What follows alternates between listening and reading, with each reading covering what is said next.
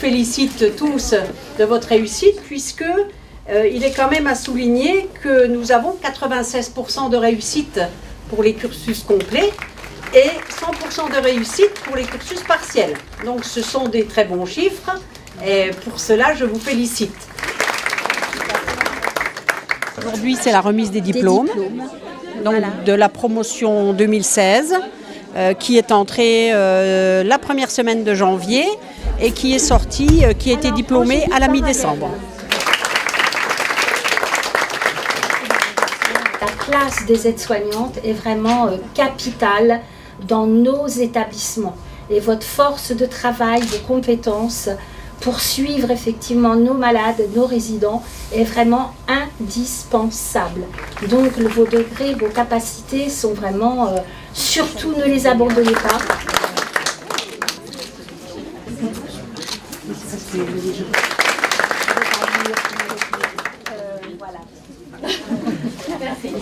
Ça consiste en quoi le métier d'aide-soignant ? Alors le métier d'aide-soignant c'est un métier fondamental dans le système sanitaire hospitalier.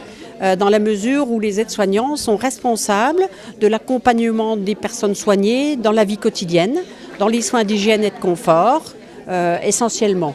Donc, et c'est vraiment une place fondamentale parce qu'ils sont en proximité, ils sont longtemps auprès des personnes et ils sont pourvoyeurs également d'informations importantes pour les équipes infirmières et médicales. Florence Cuny.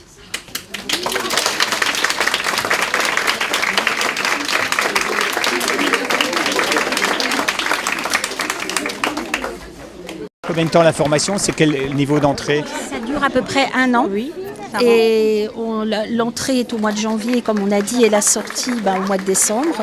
Et il y a, en dehors de la formation, on va dire théorique, il y a de nombreux stages à effectuer dans différents établissements du département ou hors département également. Il y en a à peu près combien, Dominique ? Au niveau des stages, on a beaucoup de partenaires. Donc l'ensemble des centres hospitaliers, les établissements médico-sociaux, donc les EHPAD, le centre hospitalier de Ravenel, les services de soins à domicile. Donc c'est vrai qu'on a quand même beaucoup de partenaires de stages. Oui, beaucoup d'établissements.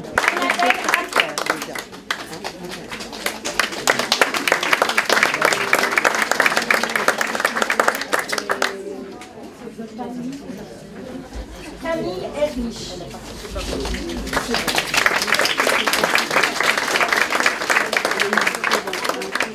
On espère que vous allez être capable de réagir dans les situations de soins que vous allez rencontrer. Qu'on souhaite autonome, c'est-à-dire capable de prendre des décisions, mais bien sûr dans un champ de compétences qui est clairement défini, ça c'est important, capable de se poser des questions, de se remettre en question dans sa pratique, parce qu'aujourd'hui c'est fondamental, et vous savez que l'ensemble des établissements sont soumis à la démarche qualité, à la certification, et la première étape pour entrer en certification, c'est d'accepter d'interroger ces pratiques, de les remettre en question et de les améliorer. Alors, je vous fais confiance pour porter haut les valeurs de l'Institut qui est le nôtre et que nous avons voulu vous transmettre au cours de cette année de formation. Élodie Mangel. Élodie, là,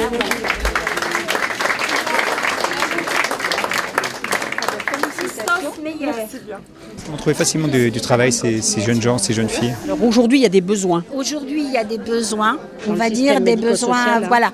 N'oublions pas quand même qu'en parallèle, il y a bien sûr une réorganisation du monde de la santé qui fait que il y a des besoins, mais qu'il faut être prudent par rapport, on va dire, au développement, au recrutement. Oui. Voilà. Il y a beaucoup de demandes, je pense, dans les contrats à durée déterminée au départ, bien sûr qui, par rapport à une certaine solidité de certains services, peuvent se transformer en emploi de titulaires.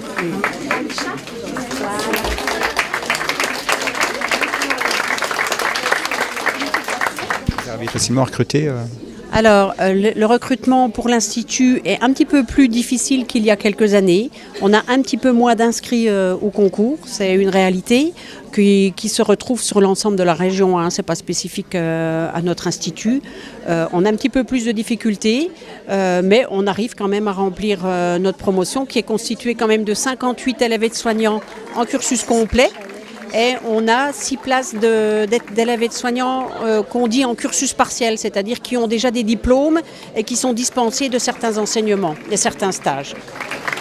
Aujourd'hui, ce qui est très important, c'est d'être épaule contre épaule, de bien se comprendre et effectivement de faire évoluer en fin de compte toutes nos pratiques.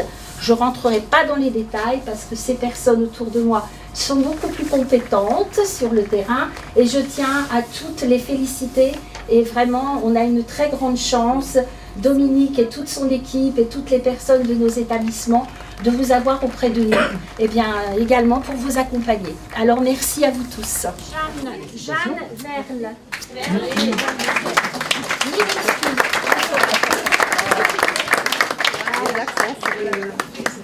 Merci. Marion Vitula.